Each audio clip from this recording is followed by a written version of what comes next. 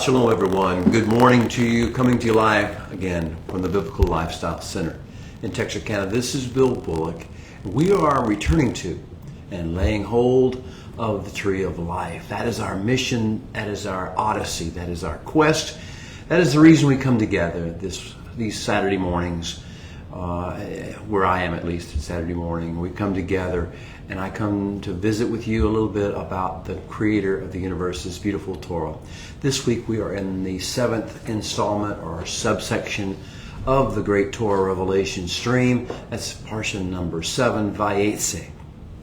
In English, it would be translated something like, and he departed, or and he branched out from where he was, and or he expanded his reach and his influence in the world. And that is what's happening in Parsha Vayetze. It's found at Genesis chapter 28, verse 10, and following all the way through chapter 32, verse 3. Oh, do we have some adventures to discuss today as we return to and lay hold of the tree of life. As we dig deep into the pearls of wisdom, the scrolls of ancient wisdom that the Torah provides to us, we have some journeys to take. We have some lessons to learn. We have some truths to come into knowledge of. And that's where we will be. Come along with us as we go. Our overall theme is returning to the tree of life and laying hold of the tree of life. We take our theme from Proverbs 3. That chapter begins, that whole chapter, we're going to begin and go down to chapter 3, verse 18 to get our theme, but it begins with 3:1, and chapter 3, verse 1 says, My son, do not forget my Torah, but let your heart tend it like a garden. That's it's your heart tend it, and tend my mitzvot like a garden. Let my son, do not forget my Torah, but let your heart tend and nurture and keep it like a garden. Keep those things that are my mitzvot, my instructions for living. That's where we start the chapter. And then we get to verse 18. It says, she, the wisdom, the knowledge as presented in the Torah, is a tree of life to those who lay hold of her. Yes, beloved, that's our mission. That's our quest. So whoever will, let's start making our way back to the Garden of Eden. Let's start making our way out of the cities of bondage that we live in, and the media bombardment that we exist in every day, and the stress and the trials of this world in this day, in these cultures in which we find ourselves. Let's go back to the Garden of Eden. Let's go back to the tree of life that is in the center of that garden. Let's go back to the tree of flourishing and thriving and of species potential fulfilling life. It's Ha'aim, the tree of the openings of life. Let's go back to that. This is our journey, and there is a way prescribed for us. There is a portal of entry back to the garden and to the tree at the center of the garden. Remember that Genesis chapter 3. There is a garden, there is a way to the garden, and there is a pathway that leads to the tree of life. The secret, as we learn in 3:24 of Genesis, is to be granted passage. We make that journey back, to be found worthy, to make that passage, to have the right motivations, the right intentions, the right impetus to go back. And we will meet there at the entrance to the tree of life, this mysterious angelic being, persona, that is there to guard the way and judge the motivations and the intents of the heart to see if we are indeed worthy of going back and taking hold of the tree of life. The true guardian is there, and he will always guard against those who take the fruit of the tree or desire to unworthily for unjust purposes. So who is unworthy? What makes a person unworthy of taking of the fruit of the tree of life? And I'm going to relate these things. There's basically 13 things that I'm not going to go into great detail over, but I'll just tell you that they relate to the test of the one, which is what is the one? Shema Yisrael. Hear, listen, tune your ears, and resonate with the frequency, O Israel, for the Holy One our God is a ultimate unity. That's number one. And then number two, and then the test of the one, then test of the two are love the Holy One your God with all your heart, with all your soul, with all your strength, and love your neighbor as yourself. These are the two. Oh, but that's just the entryway. Test of the one, then the test of the two, and then the test of the 10.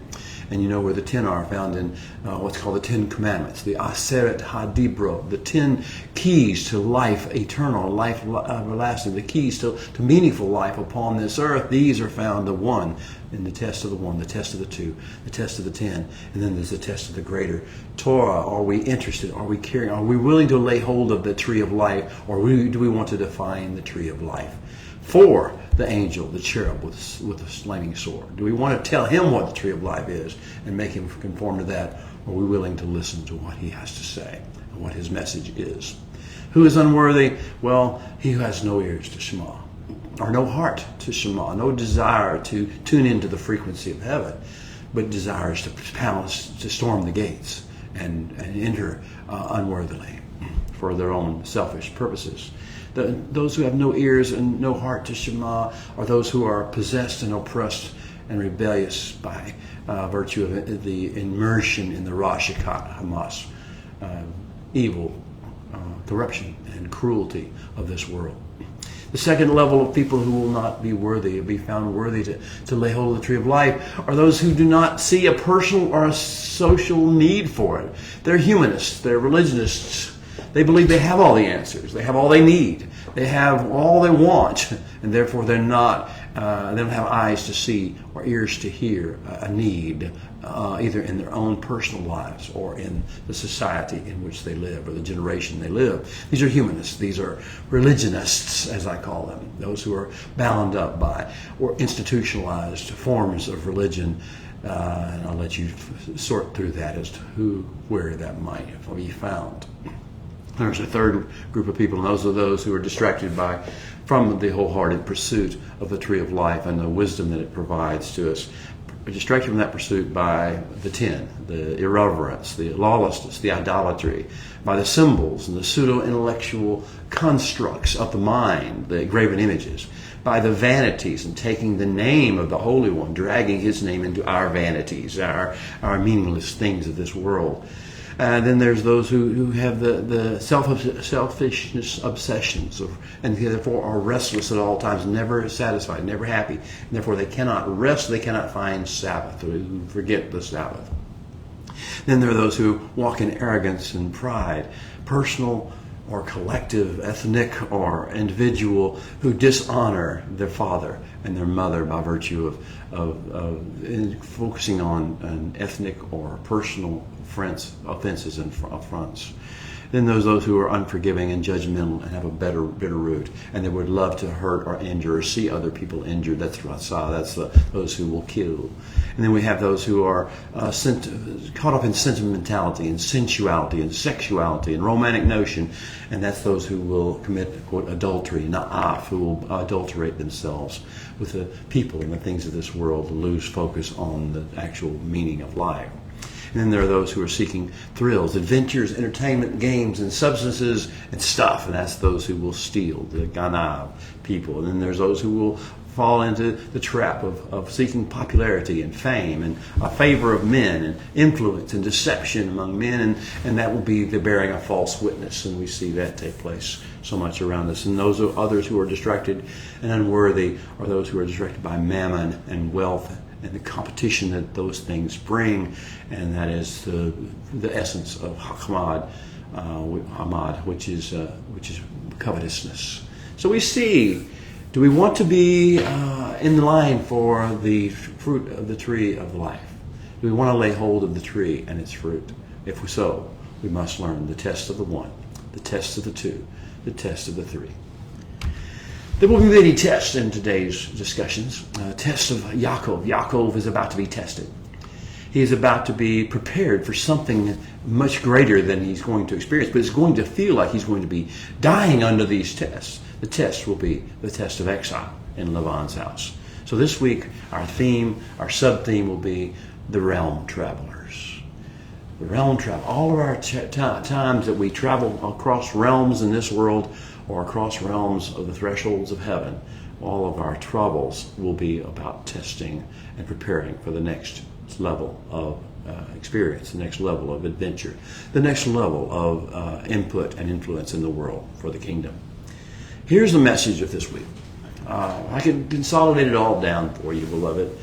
into this message, it'd be that wherever we go, as sons and daughters of the covenant, wherever we may go, we are never alone. The Holy One is with us. We are going to have this encounter of Yaakov in our story. It's going to have this encounter with the Holy One at Bethel. And we're going to learn, and the first message he's going to hear is, I am with you. And this idea of the witness of the Holy One sets us apart from all other peoples of the earth. We understand, we sense, we have to learn to grasp it and cope with it. We are constantly in this state of witness.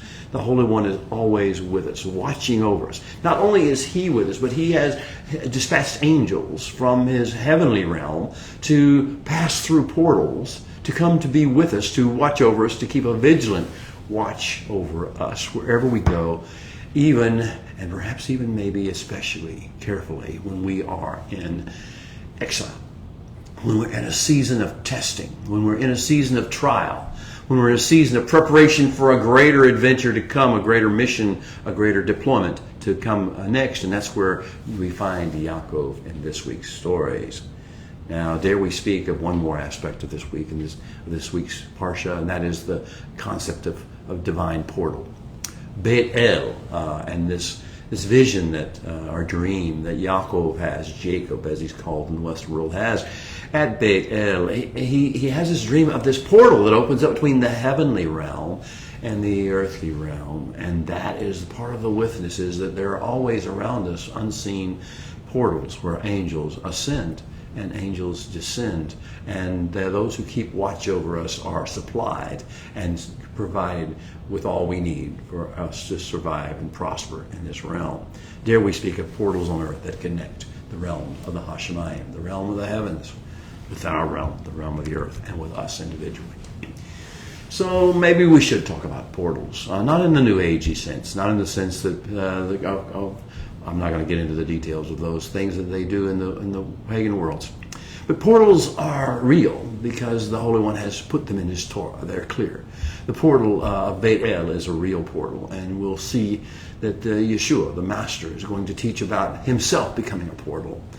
There's so much secret, so much wisdom in that, and even back to who is the identity of the cherub that guards the tree of life and introduces us to it in its fullness. But anyway, the portals are real, gateways, thresholds, points of connection and transport, access that take us between the visible and the invisible realms, between the different levels of spiritual consciousness, between different levels of light versus darkness, and to the trials associated with those realms. These portals are guarded by, maybe attended by, is the better word, angels and angelic beings. And they're defended by them against those who are unworthy, but they are serviced by them for those who are called and drawn into the vortex. Now, these portals, these gateways are marked by natural features. And we're going to find two natural features discussed in today's Parsha and Parsha Vayetze. The first natural feature is the tree itself, the tree of life. The second one is the stones that Yaakov laid his head on to have the dream, and then put upstanding, stood upright to commemorate and mark the opening of this portal on the earth. Scripture suggests that there are at least two parallel realms, dimensions. I believe there may be four, but we're going to talk about two that are clearly provided for in the Torah. The other two are mentioned in other parts of the Scripture.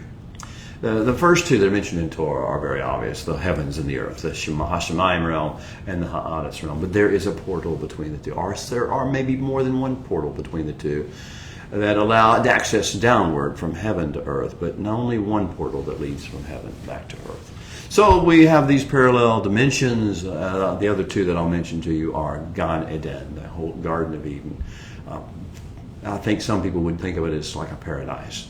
And then the other realm is Sheol. That's the dark realm of the underworld, of death, the place of death.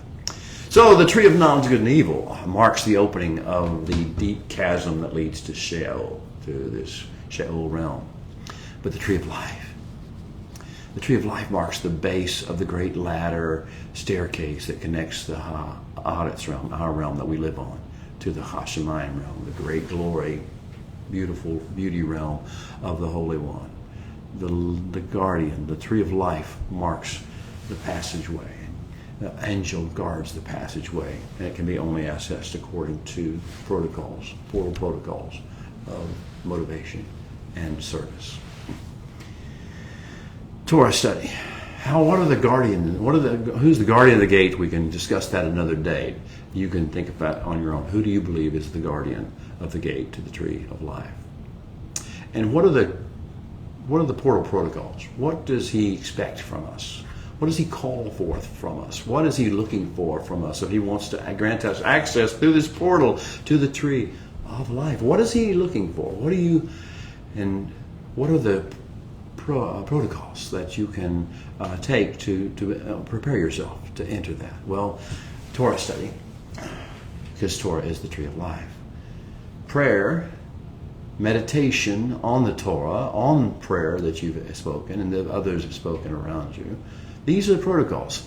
Protocol satisfying tools, perhaps, may be better, that we can use to prepare ourselves to access the portals.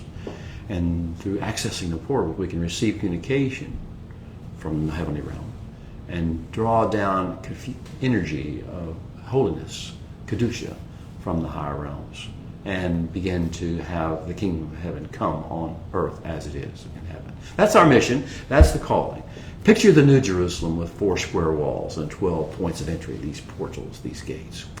Picture also the Holy of Holies in the tabernacle, and the western wall now upon the earth. And these have so much kedusha infusion, so much holiness infusion in them that they serve as functional bridges, as it were, between the earthly and the divine. Well, with that all being said, with that welcoming, that awakening, that introduction to our discussions, would you join with me now and sing the Shema? Let's open our hearts and our minds and tune ourselves into the frequency of heaven. Shema Yisrael, Adonai Eloheinu, Adonai Echad, Baruch Shem Kevod, Malchuto Leolam Vayed. Listen and hear and heed, O Israel, and respond and resonate in frequency and on tune and on task. Our God is the Holy One. The Holy One is the ultimate oneness, the unifying unity, who captures all people in the gravitational pull of his axis and draws them together. Blessed be the glorious attributes and the name of his kingdom forever and ever. Amen. Now, setting the stage for our discussions today as our hearts are awake and attuned and our minds are open and ready for wisdom and ready for downloads, we're going to set the stage. We are 7 weeks into Torah's amazing storyline. That puts us in the heart of the section of Torah called the Testimonies of the Avot, or the Patriarchs. Ma'aseh Avot Siman Labanim. This is a famous saying of the rabbis. Ma'aseh Avot Siman Labanim. The life experiences of the fathers, of the Avot, of the patriarchs, serve as signposts, indicators, indeed directional location indicators for all their seed, all their descendants, and all their generations. The life experiences of the fathers set the pattern for everything we live on earth. An intimate familiarity, therefore, with Torah's stories about the patriarchs provides us critical insight into our lives and what we will face and how we will overcome, how we will get to and take hold of the tree of life worthily. This gives us, as the covenant people of the Holy one important advantage over the raging nations and peoples who imagine vain things. Those people, especially who are determined to become our enemies, our adversaries, our nemesis characters in this world. That's their choice. They make those choices personally, and they make those choices sometimes culturally and ethnically. They make those choices and they leave people in great pain and suffering needlessly by making those choices, but they do. We have an important advantage that we're designed so we can survive the onslaught of their hate and their bitterness and their violent attacks. We have this advantage. That advantage is that we have access to the tree of life and the life experiences, teachings of the Avot, of the patriarchs and the fathers, and the wisdom of the tree of life, of Torah. These things, the Torah, the patriarch stories, the wisdom about what life is really all about and how to navigate its difficulties, these things prepare us for and navigate us through, help us to transcend the trials, the tribulations, and the exiles of this world that are caused by those who hate us. So this week, in Parsha Vayetze, we will talk about exile protocol, how to live our lives in exile. This is part of our experience. This is part of the patriarchal experience that sets the pattern for our lives. We will find ourselves living where we do not belong, where we know that this is not our home, where we are deployed and maybe even trapped and maybe even in bondage or captivity, depending on how we've approached the situation and how our culture, our other members of the covenant have. Welcome to the next phase of Torah's Essential Life Skill Training Program. Welcome to the high stakes and intense challenges of exile. Hebrew, it's galut. Galut, for us, we have galut for the people and bloodlines of the nations. We have galut. It is not just for us. It's not just about us. It's not some sort of punishment that we are being shown how evil we are because we have to go into exile. No, exile is sowing of seeds. We are both being sent to train us and discipline us in our higher levels of experience and our higher levels of responsibility of the kingdom and our higher levels of assignment we're about to have. That's an exile purpose for us, but for the nations. What is the purpose of exile of the people of the Holy One for the nations and among whom we are exiled? What are the stakes and what are the challenges of exile? Not just for us, but for the people and families and bloodlines and cultures and collectives and institutions of the raging nations that we are exiled amongst, where the Holy One chooses to deploy us. There are many seasons of captivity and exile mentioned in the Torah. We won't go through all of them now, but it started with Adam and Hava being sent to the undeveloped outback of thorns and thistles, and it will end with Babylon and Egypt, and it will, to this week, focus primarily on Jacob and his family in Padan Aram, in the land of the peoples of the East, or the peoples of antiquity. For Abraham's seed, what is galut? What is captivity? What does it mean? What is it? What is it all about? Galut, captivity or exile for us, is a strategic deployment by the Holy One, not a punishment. It is a strategic deployment, and it's way, way bigger. Its implications are way, way bigger than anything it may do to us or in us. It is a strategic deployment, and it is a season, yes, it will help us purge ourselves of stiff-neckedness. That is going to be part of the process, but that's not the purpose of the process. That is a short-term goal to prepare us for the next level of our activity and engagement with the world. We don't need to be stiff-necked when we go into the world. So we are taught lessons of dealing with stiff-neckedness in exile, the first levels of exile. We need to learn, instead of stiff-neckedness, we need to learn in exile a humbling approach to life, a humble approach to life that is redemption-focused. It is the kind of discipline that a father gives to his child, not to hurt them, not to scar them for life, but to help them to know who they are and why they're here and what is and is not acceptable behavior. So for us, it's a strategic deployment. It's a season of purging stiff-neckedness and changing our mindset to humble and redemption-focused discipline. And it is a season of high-level test of fear of the Holy One. How much do we revere, honor the Holy One? And how much do we fear men and honor ourselves? It's also a test of the avodat Adonai, which is the love of the Holy One. How much do we love Him? How much do we receive His love for us? How much do we understand His love for mankind and for the creation system, ecosystem that He's created? How much do we understand His love of the universe as it was designed by Him and as He intends for it to function? Our test of avodat Adonai, the love of the Holy One.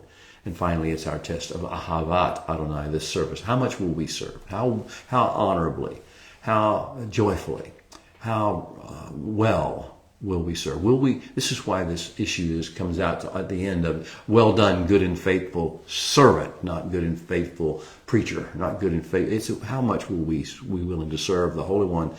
And when we serve the Holy One, we know we have to serve mankind. We delight in serving mankind. And even when they're not at their best, even when they're definitely at their worst. So it's the test of those things and a test of our understanding of and loyalty to the covenant plan, the grand plan for the redemption of mankind as a species, bloodline by bloodline, household by household, individual by individual, as many as will come to the sound of His beautiful voice, and for the restoration of all creation, the ecosystem, to its original intended Edenic state of beauty and fruitfulness and shalom and harmonious interactions. Yes, how loyal are we? How much understanding do we have of that plan, and how loyal are we to that plan as opposed to our own self-interest, our own cultural interest, or our own ethnic interest, or our own geographical region interest, or our own ideological positions, etc., etc., etc. How loyal are we really to the grand plan of the Creator of the universe as opposed to those other things? The test of exile is also a test of our pain tolerance. How much are we willing to suffer? How much are we willing to endure? How much are we willing to patiently learn how to overcome? And how a test of our survival instincts, not just for ourselves, but for our children, our seed, and most of all, for the calling, for the covenant, for the plan of the Creator of the universe. It's a test also, exile is, a test of our ability or willingness to find a way to serve the Holy One and the ecosystem and humankind in any environment, in any circumstances, in any situations. This is what I call the Yosephian excellence challenge. Are we going to be excellent in any situation? We're going to be instant in season and out of season. This is our test that we learn, challenge we face in exile. And finally, every exile for the people of the Holy One is a lesson plan for the next such assignment, the next deployment, the next critical mission to the plan. In seasons of exile, diaspora, captivity, whatever you want to call it, there are always two things, therefore, that are going on simultaneously, beloved. The first thing that's going on in every season of exile or diaspora is that each affected son or daughter of the covenant, each part of the covenant seed is being cleansed and purified and humbled and tested and tried and taught kingdom discipline and trained for higher levels of service for the King. Each affected son or daughter of the covenant is being cleansed, purified, and trained. The second thing that's always going on simultaneously is that while we are in training, each son and daughter of the covenant is performing a series of strategic diplomatic assignments. We may know what we're doing, we may not know what we're doing, but we are deployed on purpose, strategically by the Holy One, wherever He sends us, wherever we wind up in our deployment. So we're performing a series of strategic deployment assignments in our places of deployment, in our places of exile, in and amongst the families and the bloodlines and the individual people that we encounter or interact with in the course of this deployment. So we have functions. What are the functions? No, we're going to have 12 3B functions, which are those who bless you, you will be blessed, and those who curse you. We become the dividing line, the canaries in the coal mine for those people. That's how we serve them. And it doesn't sound like a good service unless they make the right choice. And the second is the 12.3c function, and that is to be a blessing to every household, every family on the face of the earth. We provide, we carry a blessing.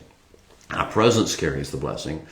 Our mouths, our tone of voice, our speech, our countenance carries the blessing. So may it be that we bless every family while we're in our place of deployment. And the 17:1 functions. Walk before me, the Holy One said, and be blameless, and walk in accordance with the protocols of the way. Walk in accordance with the fruit of the tree of life, the tree of Torah. Walk in those ways. Be a model of excellence in the world. And then the Genesis 18:19 functions also are part of what we learn how to maintain. Genesis 18:19 is to teach our families, our children, and our household after us to walk in the way of the Holy One and do righteousness and justice. We've talked about those before. These are the main three functions, three areas of we're learning as we interact with all the people of the world in the course of our deployment. These are what we're supposed to be doing. So what is the problem? What's the holdup? What's the challenge of the exiles and diasporas? Well, one is, how do we preserve our own identity? How do we remember who we are? How do we remember why we're here and what we're supposed to be doing in the midst of a harsh land? How can we sing the song of the Holy One in a foreign land, Psalm 137? Well, how do we preserve our Hebrew identity, our covenant identity? And how do we continue to live by the covenant ways and radiate light and radiate holiness, kedusha, and radiate tov, goodness, good things into our very hostile environments of exile? How do we do that? That's our first challenge. Second is, how do we resist peacefully and resiliently? How do individual Hebrews and the whole family, the covenant families, individually and as a group, collective, how do we, when we're deployed among raging nations, recognize the dangers that exist there? And how do we resist assimilation? The seduction of assimilation, wanting to be like them, wanting us to behave like they do and think like they do and feel what they feel and hate what they hate and love what they love and be attracted and fascinated by what they're attracted to and fascinated by. How do we resist that? How do we resist hybridization? Hybridization pressure to mix things that shouldn't be mixed, mix people that shouldn't be mixed, mix conversations that shouldn't be mixed, to mix everything that shouldn't be mixed. Admixture, hybridization. How do we resist intimidation? Because they can be very intimidating. How do we resist persecution? How do we deal with persecution and not be offended, not be angry, not be bitter, not return in kind what we receive from them? How do we manage to stay true to our King, to the Creator of the universe? How do we remain truthful? And how do we remain faithful to His calling upon our lives? How do we remain faithful to the mission, the grand plan? And how do we remain faithful and fulfill the assignments that He gives to us? How do we do these things in exile? Well, that's exactly when we need to learn how to do them. And how do we maintain also our connection to our home base, which He's told us would be Israel, the land of Eretz Yisrael, the land between, well, you know where it is, right? How do we maintain our connection to it, our home base? This is the pulsing center of the energy of heaven coming to earth, comes through that land. How do we maintain our connection to it and our lines of communication to it? How do we remain connected to the land and to the scriptures, the writings, the ancient stories of Torah, and to the seed of Abraham? How do we remain connected to these things in the midst of a strange land, in the midst of exile? How do we maintain our connection to the patriarchal legacy as we go from generation to generation in exile? Well, hold on tightly, beloved, to the grand planner and to His grand plan. Remember this before you deal with your exile this coming week. Remember that you are called to serve the Holy One and mankind in every place that you are sent. You are to become the staircase, portal, the ladder on which angels ascend and descend in your sphere of influence, in your house, in your neighborhood, in your community, in your fellowship, in wherever you may go, wherever you may be, in your place of work, in your marketing place, and even on the byways and the highways as you go. You are to be the portal where the angels ascend and descend in the tree of life. Meaning comes into existence here on earth. So always as you go, prioritize emunah, trusting in the Holy One, and faith and connection to Him over offense and outrage. Prioritize emunah over offense and outrage. Prioritize redemption over revenge and vengeance. Prioritize nurturing the seed of the covenant and those who are hungry among the nations to come with the covenant people over indulging fleshly or pseudo-intellectual passions or interests. Always prioritize the divine wisdom from heaven over the folly of men, whether it be called science or whether it be called religion or whether it be called government or whether it be called politics. The folly of men can never bring healing. The folly of men can never bring life. The folly of men takes you down to the fruit of the tree of the knowledge of good and evil and the abyss that lies below to Sheol every single time. There are no exceptions. There is no good folly of man. There is no good religion. There is no good science. There is no good institution of man. There is no good government. There is no good politic. There is no good in them. There is nothing but the fruit of the tree of the knowledge of good and evil. So what do we hold to? Hold to the Torah and the tree of life. Prioritize heavenly shalom over anything that the sensual, sentimental, pseudo-intellectual midway barkers of pagan culture and philosophy in this world, and of the world, people of ideology and the people of politics and the people of junk science and the people of religion may try to sell you. Hold tight to heavenly shalom and purpose and meaning. The blessing that attends the covenant goes with us whenever we go into exile, but we have to manifest it. We have to access it. We have to flow in it. The blessing that attends to the covenant is, I will bless you and you will be a blessing. This was from the Holy One's conversation with Abraham in Genesis 12. I will bless you, he said, and you will be a blessing. That's the covenant blessing. That's what goes with us wherever we go. So Hebrews in exile, diaspora as you may call it, or captivity as you may want to call it, Hebrews in exile offer something to the world. I know they're vilified. We are vilified. We're called all sorts of things. We're labeled. We're slandered. We're cursed. I understand. They don't know what they're saying. They don't know who they are or what they're doing or why we're here. They just don't understand. So just take a deep breath and move on. Hebrews in exile offer a great blessing to their host nations and to the world, primarily through significant contributions to literacy and economic development. See, literacy, the Hebrew people have always taught their children to read because they want them to read the Torah and the writings. Anyway, so literacy, to economic development. That happens through expansion of trade networks. As we go into exile, as we go through the world, we carry our trade networks with us. We have open up whole new markets for other nations and cultures.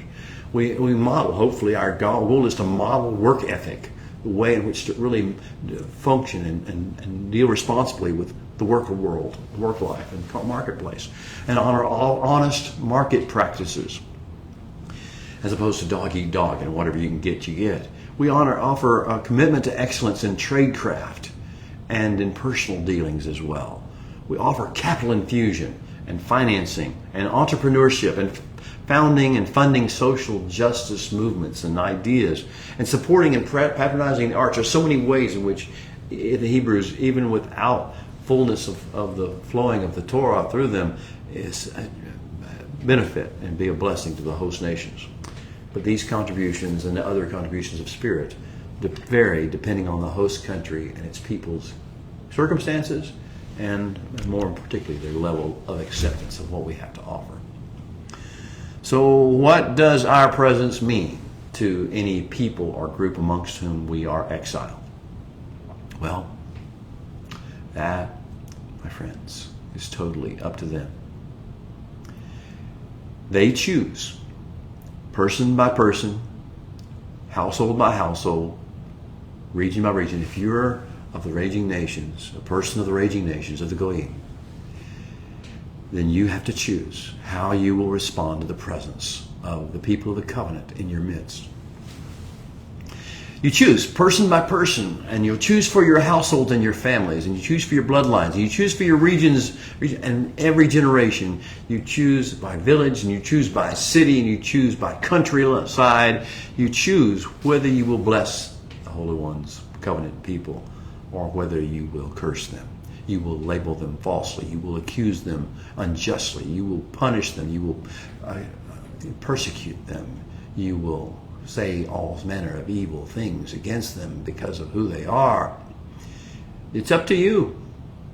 It's up to every single individual. It's up to every family. Now, fathers and heads of household, you bear a great responsibility for this, because what you say about the children of Israel, what you say about the covenant people of the Holy One, what you do, the way in which you turn up your nose or speak with softness as you speak of them around your family, it will infect your family. Remember that you are going to be held responsible for what you do to your family members, your children particularly, and your grandchildren, if you speak evil, libels and slanders, lashon hara concerning the people of the Holy One.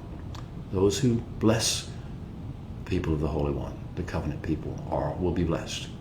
It's a simple process. It's not rocket science. But the other side of that coin is the law of sowing and reaping. Those who curse the people of the covenant will also find themselves and their families and their nations under the curse. It doesn't have to be that way. You have the choice. It's all within your hands. So you understand this. The people of the covenant come in goodwill. We come in shalom, offering shalom. We come carrying words and walking in the ways of life. We offer to you a bracha, a blessing. What you do with that offer is up to you. But the consequences of that choice that you make will resonate for generations. We bring into your gurgling cauldron of chaos, which is what your world and your culture and your society is. We bring into your cauldron, smoldering, gurgling cauldron of chaos an offering of the divine presence, of divine light and wisdom, and of the message of a more excellent way that to live life upon earth. Both, we offer this in spoken form, we offer it in model form, we offer it through our scriptures, we offer it through our Torah scrolls, we offer it through our history. And how those among you choose to respond to that, to these things, is what's going to determine the result of this campaign of exile the Holy One has instituted for you and for your households and for your entire generations. See, we are your canaries in the coal mine. Treat us well, give us a good environment that we can thrive in, and you will be blessed. The songs will come out. The songs of Zion will resonate over you, and the joys of life and the prosperity that comes with that blessing of the covenant will come with you, to you. But if you provide us with a toxic environment, if you curse us, oh beloved, don't make that mistake. Where we left off last week in our studies, let's talk back about the actual text. We had the infamous father's blessing scandal. Yaakov took the blessing, as it was, by guise or by deception. A young Yaakov, before he had been sent into cleansing and purging exile to have his stiff-neckedness removed, he took his brother's blessing. He torn up the covenant household apart. So we now have the strategies of exile coming into being. On the one hand, there will be a fatherly discipline being exerted or executed by the Holy One sending Yaakov into exile. On the other hand, there will be consequences for good or for evil in the house of Laban, in the place where he's going to be sent. So we have the fact that the father's blessing scandal has ripped the household apart, and Jacob is being sent into Padan Aram, back to from whence Abraham came, to find a bride. Now that is the beginnings, and this is the background for Parsha Vayetze. The word means to go out, to go forth, to be sown as seed, though, and to germinate and sprout and be launched from a womb or a cocoon in a new life, go out on a new mission, embark on a new campaign, engage in a new adventure, and start a new chapter of covenant life. That's what Vayetze means. That's what's about to happen.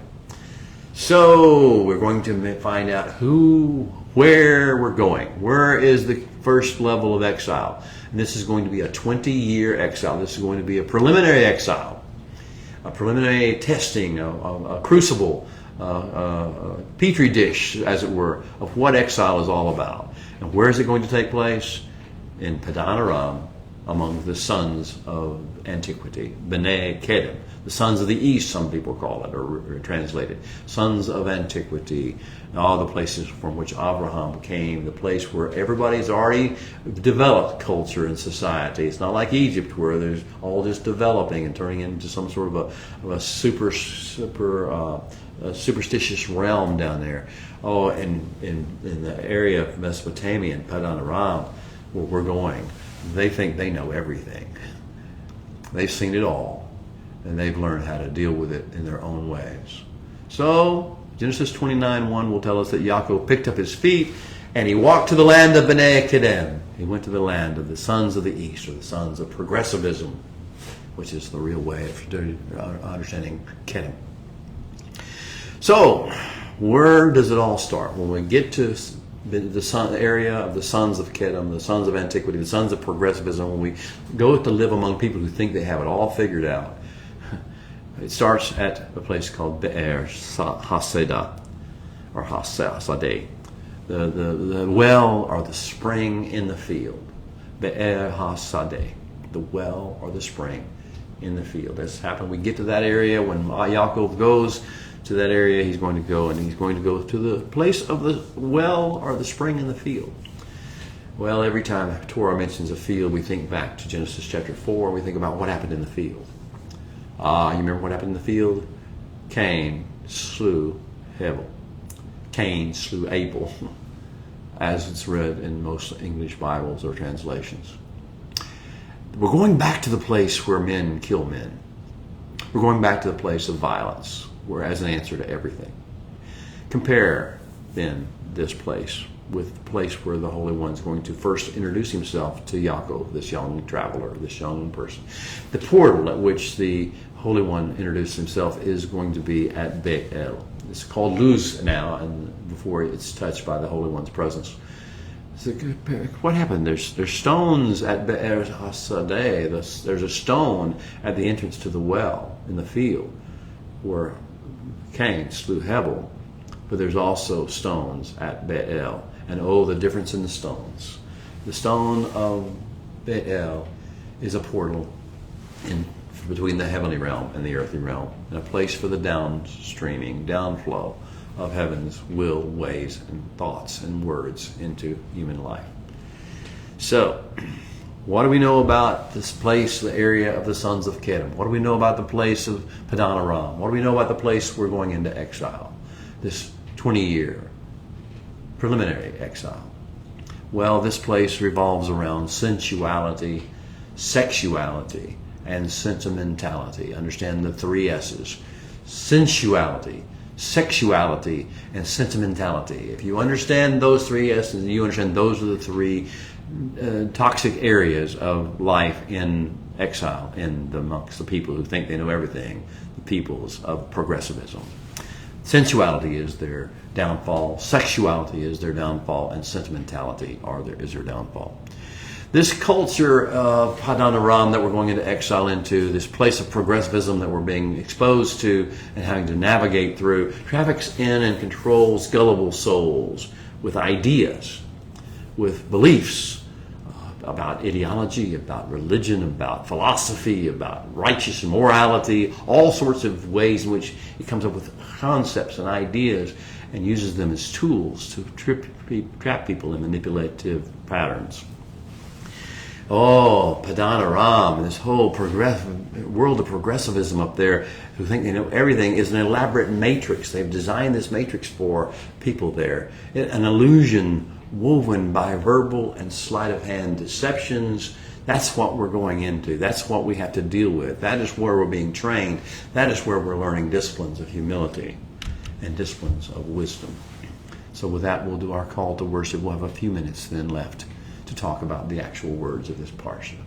Our call to worship is the Barachu.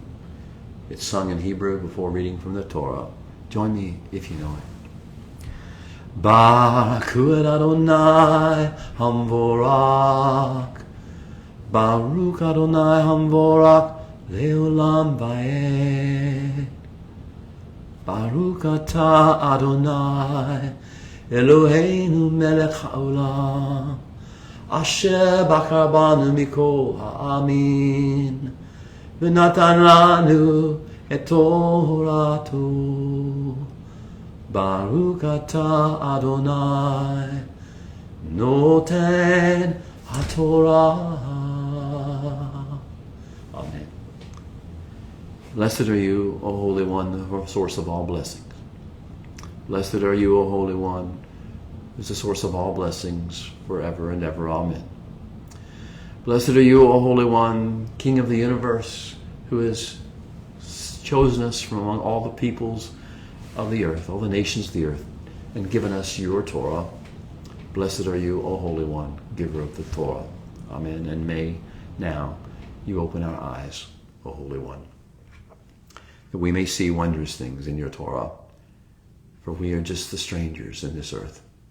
So please do not hide your instructions and your ways from us. And now open up your hearts wide, beloved of the Most High. It's story time again. Patriarchal, mashal, or proverb time again. It's Yaakov's story. It's our ancestor Yaakov, Jacob's story. And each subplot within that story will feature an iron sharpening iron episode. Yaakov can never just be Yaakov. He must be constantly trained by a nemesis and also guided by the Holy One. So watch closely now as we enter into this reading. And this is not just Yaakov's story from a long time ago. This is your story. This is our story. This is the story of your children and your children's children in the future forever, and that of your seed as well. This is our story. Let's listen. Last week, the nemesis character Yaakov had to navigate around was his brother, his twin brother Esau. Fleshly and appetite-driven, dark energy-obsessed Esau, as he's known in the Western world. Well, this week is going to be different. We're going to not see Esau this week. We're going to see a new nemesis character. Who will our patriarch Yaakov's and thus our next iron sharpening iron nemesis turn out to be? Of what will his and thus our next critical special forces more excellent way training challenge consist this week? We'll prepare to engage in the next level of covenant life, which is transitioning from dealing with a personal arch rival to dealing with men of lawlessness as a society, as a culture, and men of deception, and men of manipulation, and men of intimidation and oppression as a cultural phenomenon. Progressivism at its worst. For the next 3 weeks, that is the 3 weeks leading up to the festival of Hanukkah, the rededication to Torah priority and resets to his kingdom ways. That is called Feast of Dedication in Yeshua's writings, or the writings about Yeshua. In these 3 weeks, the spotlight of Torah will begin to focus on Yaakov, later known as Israel, and his personal and his cultural challenges, and his encounters not only with the Creator, but also with the nations, the raging nations of the world, and those who imagine vain things about him.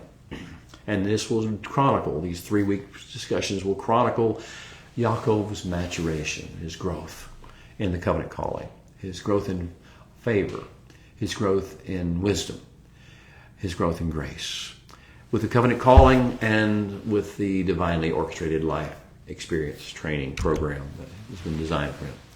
Welcome to his season of exile.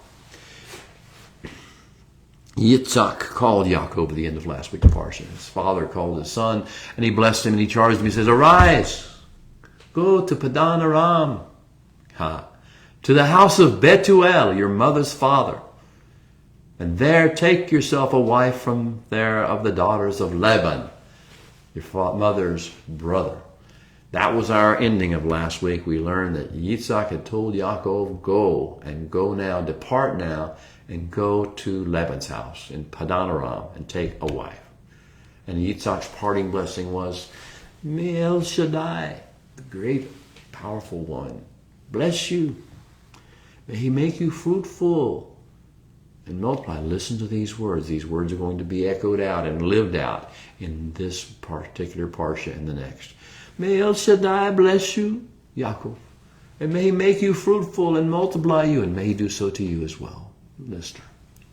That you may become a gathering place of peoples, a connection person of peoples. And may he give you the blessing of Abraham. And may it be to you and to your seed, your children, your children's children after you. And may you inherit the land in which you were a stranger, and the Holy One entrusted to Abraham. That's the blessing we carry with us. And now it's time. Let's open the ancient scroll together and read the opening lines of the Parsha of Exile of Vayetze. Vayetze Yaakov mi Beersheva. And then Yaakov departed from Beersheba. Vayelech Harana. And he set off walking toward Haran. The scenery we will see will be this road that he took. The Ridge Road will begin the whole process. It's called the Ridge Road, an ancient pathway for tradesmen and for caravans and for pilgrims that went to the North Country and went from the south of Beersheba and on into Egypt. And this road is the road he took. It's called the Ridge Road. He took it it's on the ridge, on the easternmost ridge of the mountains that go through Judea and Samaria on up toward the Sea of Galilee at the top end and the heights of the Golan. And he was at a certain place, and a certain scenery on this road will be near the city or village of Luz in the Canaanite tradition, but it will soon be called Bet-El or Bethel, and many people have changed it to. So that will be our first scene of the events that take place in our exile. The second will be the land of Bnei Kedan, the sons of antiquity, the land of Padan Aram. And then we will see a scene take place at Be'er Haseda, the spring or the well in the field. Then we will see a scene or scenes take place in the house and the fields and the sheepfolds of Laban, the trickster, the son of the progressives. Then we'll learn see a scene in the hill country of Gilead in the Transjordan region, where there will be a confrontation between Laban and Yaakov and his sons 20 years after their exile begins. Then we will see another scene on the road leading from Gilead southward towards the Promised Land, towards the brook Yabok and the crossing that will lead them to the Jordan River. The seven Aliyot, or the seven portions of this parsha, are the beginning one, Yaakov departs, as we read. And the next thing we did not read yet, but we will read in this parsha as you study it in your own, is the dream that he has at Bet-El, the encounter he has with the portal that we talked about earlier, the staircase that leads from the heavens to the earth and the earth to the heavens in connection. Angels transport come down and feed and fund and care for and watch over and tend the things of the earth through the presence of the covenant people. Well, that's the first of the seven aliyot. The second of the seven aliyot is that Yaakov will arrive in Padan Aram at the well of the field, and will meet Rachel, and then we'll meet Laban, and then we'll be in for the story of exile. In chapter 29, verse 18 through 30, verse 13, the third aliyah of his parshas, Yaakov will end up marrying. He wants to marry Rachel. He winds up marrying Leah first and then Rachel, 14 years worth of service, because he doesn't have any money for a bride price. And then we have he's born to Leah are Reuven and Shimon and Levi and Yehuda, and then born to the concubines that are given to try to help build out the family are Dan and Naphtali and Gad and Asher, and we have these first children. And the fourth aliyah is from chapter 30, verse 14 through 30, verse 27, and that's when we have additional building out of the covenant family. Yisachar, Zebulun, Dinah, the daughter, and Yosef, even of the first child of Rachel, are born, and that's when Yaakov asks permission from Laban to go back home. But Laban's not through yet. So we have the fifth aliyah in chapter 30, verse 28 through 31:16. Laban has convinced Yaakov to stay on for another 6, 7, whatever years in exile. He does so, and it becomes a time when everything changes as far as Yaakov's circumstances. And then they have the sixth aliyah of chapter 31, verses 17 through 42. Yaakov and his family will actually then finally leave Padan Aram. They will get the message to go home. Another visitation from the Holy One says, go home to your father's house. Yaakov and family will leave Padan Aram, but Lavan will give chase with his angry sons and angry army, and they will catch Yaakov in the hills of Gilead, and there will be a great confrontation there and divine overwatch there as well. And Genesis 31:42 through 32:3 is the final aliyah of this parsha. Yaakov and Lavan will, after the confrontation, enter into a covenant of mutual non-aggression. They will bind themselves and their heirs forever. And Lavan will return to Padan Aram to be part of the Progressives the rest of his life. And Yaakov and his family will head a different direction, the direction of the southland, toward eventually Be'er Sheva. And we will have much discussion about that, hopefully in your own separate time. But let's just talk a little bit about how the story starts on a dark desert highway. The Central Ridge Route was a crucial north-south trade route of ancient Middle Eastern travel. It involved the watershed ridge line of the Judean Samaritan Mountains range, and it served as a main means of travel between Beersheba and Hebron and Jerusalem and Gibeah and Shiloh, Luz, where we talked about Beit El, Shechem, Tirzah, Beit Shan, and Hazor. At Hazor, though, this pathway met up with the great trunk road that was further to the west, toward the Mediterranean, meets up with that road, and they go northward and eastward to Damascus and then on to Mesopotamia. That's the road we're on. The curtain of the parsha opens to find a very tired and defeated-looking young man walking along that road, that ridge road. He's approaching the village of Luz from the south. He has neither wife, nor friend, nor servant, nor master, nor camel, nor donkey with him. He is alone. He carries a shepherd's staff, but it's a joke because there are no single goat or sheep or other domestic animal following him, and it's a shepherd's rod without a purpose. What is his story? What is this young man's story? What is the past and what is the future? Why is he all alone?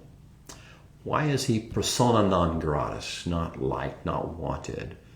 Why is he an outlaw on the run, or is he a predator on the prowl, or is there something else, some higher purpose going on in this journey? Is the man lost? Is he drunk? Is he crazy? Is he damaged? Is he dangerous? Does this poor wayfaring stranger not understand the dangers of this road and where he's going? Has no one warned him about the mountain lions and the wolves and the jackals, both in the physical, biological realm of species and also those personalities coming out of human beings? Has no one warned him about this? About the brigands that lie in wait to prey on any poor soul foolish enough to travel this treacherous terrain alone? Has he not been warned? Does he not understand the dangers and why it needs to go wise as serpent, harmless as doves? Does he not know that he's probably being stalked as someone's prey this very instant? Who, if anyone, is going to watch out for this young man's welfare? If there is anyone, somewhere, anywhere that he cares about, or who cares about him, does anyone really care if he lives, or if he dies, or if he prospers, or if he fails? Yes, beloved, someone cares. Someone is watching over this whole scene. Someone is directing it like a choreographer. Someone knows what's happening. It's the creator of the universe. He is deeply involved. There is hope for this young man, Yaakov, and his seed. From whence will the help come? You know the answer to that. If somehow, against all odds, this son of the covenant and other later sons of the covenant survive the journey and make it to whatever destination awaits them and navigate whatever challenges the new environs of exile present to him, will he find what we're looking for? Will we discover the secrets of wholeness and shalom and redemption and restoration? Will his broken heart of Yaakov and ours through him, will the broken hearts and tortured souls receive the healing they so desperately need? Not just for us. Will we become vessels of that in the world in which we're sent as emissaries? If and when we pass this way again, the way of exile again, And if and when we get back to wherever we came from and go to our ultimate destination, how will things on earth have changed as a result of us being here? Oh, beloved, open your hearts. Perk up your ears. This is a story for the ages and a lesson for us and our children and our children's children forever. Vayifka b'makom vayalen sham. And he, being Yaakov, struck her lid upon a certain place, and he lodged there. Ki ba hashemesh, for the sun had transitioned, had sunk and set. Vayikach me'avnei hamakom. Then he took for himself one of the stones of that place. Vayeshem berashotav. And he set it under his head. Hene, behold, Salam. A staircase, a ladder, a ramp. Mutzav aretza, standing upon the earth. Merosho magia hashamia, whose head touched and pierced the heavens. Vehene malcheo Elohim. And behold, angels of Elohim, of the Holy One. Olim veyoredim bo. They were ascending and descending on it. Beloved, welcome to the portal. Welcome to life in portal protocol. Your job, your mission is to carry this portal in your heart and in your mind and become the portal in your world of exile, in your world of life, in your family, in your household. Become the one on whom the angels ascend and descend and bring heavenly goods and take earthly prayers to heaven. Be that, beloved. Shabbat Shalom. I'll see you next week.